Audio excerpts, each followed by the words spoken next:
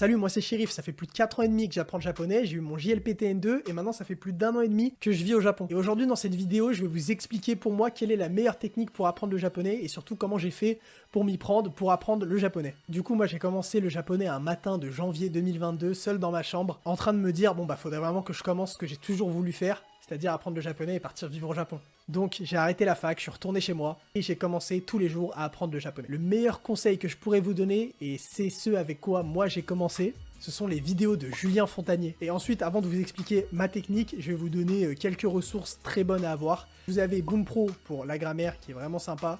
Wanikani au début pour les kanji qui sont très sympas. Bien sûr, installez Anki et téléchargez les decks et puis faites-les en boucle.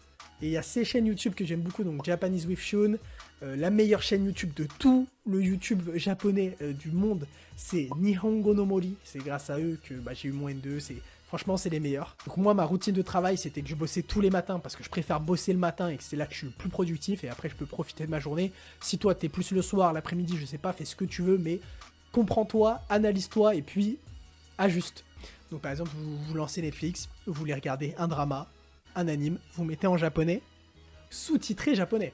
Et je vais vous expliquer comment ça marche. Alors donc l'application que moi j'utilise et que je vous conseille, enfin c'est même pas une application en fait, c'est une extension navigateur qui s'installe en 2 clics, s'appelle Yumego. Donc vous tapez sur votre navigateur yumego.ai, vous installez ça, c'est gratuit, et vous créez votre compte, etc. Et puis vous installez ça. Et en fait c'est une extension qui va vous analyser tous les sous-titres, qui va vous mâcher le travail. Alors moi avant j'utilisais un truc anglais qui s'appelle Langage Reactor, c'est tout pourri, n'utilisez pas ça. C'est nul, c'est fait pour toutes les langues, c'est bourré d'erreurs.